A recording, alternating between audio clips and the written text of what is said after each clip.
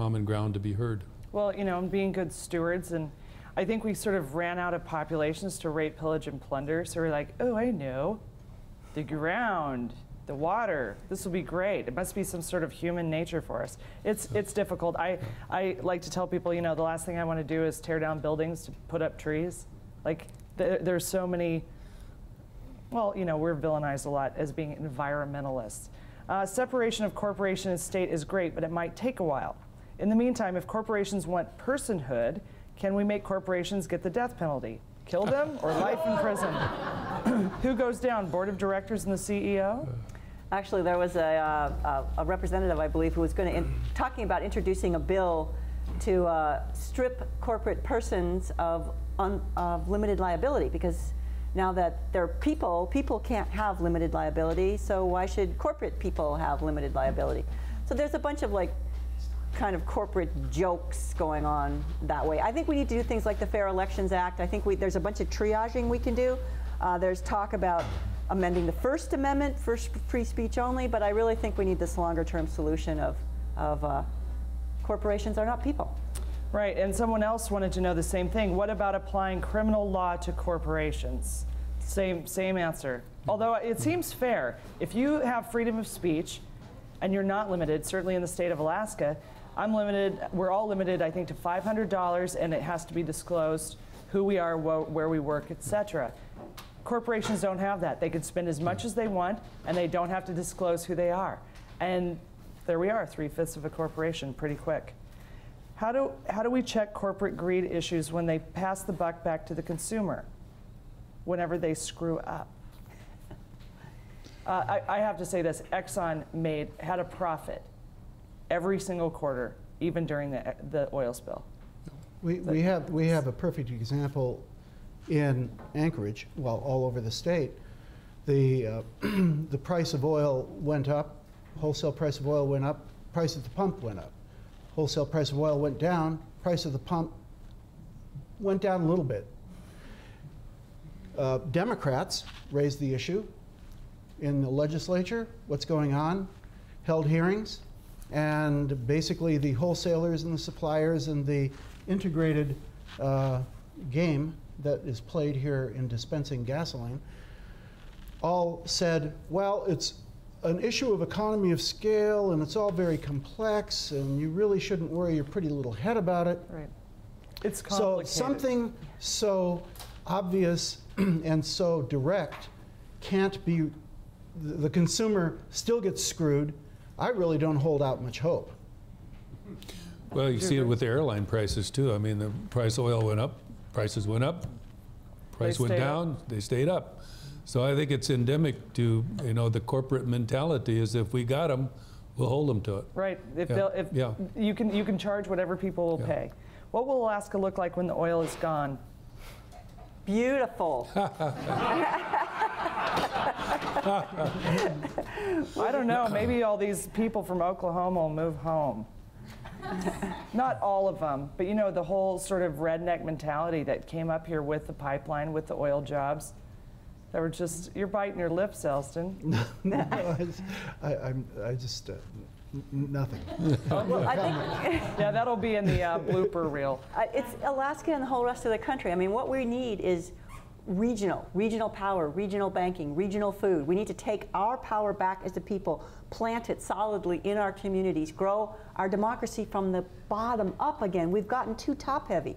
We've given too much of our power away. We think the legislators will take care of us. We think Congress will take care of us. The legal system, none of that works. Ask an Exxon spill survivor. I mean, we found out it doesn't work. And what the rest of the country is finding out is that maybe, you know, with the economic collapse and bailing out Wall Street, that was maybe we shouldn't be trusting, you know, Congress to make the right decision. So there is definitely, as I've been traveling the country for 2 years now, I have lost my permanent dividend fund because I no longer qualify. Too much time on the road. It's almost like you were campaigning for vice president. By the way, no. Here's a question. If you're out of town as much as she was, Did she get a permanent dividend fund? I don't know, fund? but I think somebody should check. I think it's worth checking. I do think it's worth checking. Shannyn, many years ago, I used to attend the Resource Development Council meetings, and they had what was really a disconnect with a lot of the members. They had 2 economists come up from Montana, one with Montana State University and another with the institute there. And they were looking at the economics of environmentalism. You know, was it really pay? And this was like 15, maybe even 20 years ago. And the title was, if you want to develop, put an environmentalist in charge. And you should have seen these guys. They were like, they couldn't handle the title even of this talk. They thought that the thing was going to, the building was the old Northern Lights Inn. Oh, yeah. Yeah, and they thought the building was going to fall down. Maybe that's what happened to it. Yeah.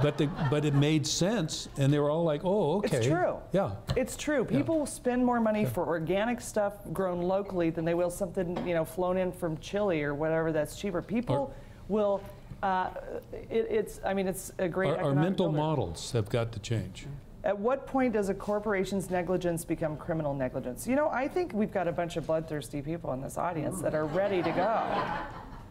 You know, I mean, this is something that we keep coming back to. If they want free speech, fine, then they need to have to pay bail on occasion. This is what the fishermen point out in Cordova. How come if we shoot a sea lion, we get our boats confiscated, we go to jail? How come Exxon killed sea lions in the Exxon Valdez oil spill? Who went to jail? And it's just, it's not working. The laws are not working. All right. Let's see. What is the dollar amount of political donation by oil corporations and employees to Craig Johnson in comparison to someone like Les Guerra? You know what? They're not allowed to just give it over, but their employees sure do. So you can go on APOC, you can go on the website, and you should look. You should see who is buying your representatives, because it's out there, it's in the open. Well, so far it has been. It has to be reported, and you can look and you can see who's buying the people that are in Juneau. And then when you start matching that up to their legislation, it's sort of this really fun little matchy-match game, and it actually fits. It really is. You see the same people that are saying it's okay to dump your sewage off of cruise ships are the same people that are, you know, I don't know. It's just how it rolls. Well, I think we need to have some method by which we evaluate tax legislation in the future to make sure that it's adding value, consistent with the Article 10 or Article 8 premise of maximum benefit. And one idea I've been thinking about, Shannyn, is I would like to petition somehow the Supreme Court of the state of Alaska to appoint a special master to develop a set of criteria that have to be used to do an impact analysis of any tax change by the legislature. And the way you avoid the separation of powers issue is by making this a referendum so that the fourth branch of government, i.e. the people that we're talking about, the sovereignty of the people, approve this. Well, and then the legislature has, we cannot, and the point being, we cannot trust the legislature anymore. Well, I'm quite sure that, Elstun, we're at the end of the show, but we're going to actually go into overtime and have it up on the internet. So you can go to shannonmoore.com and watch the rest of our discussion, and please join us next week for more Up North.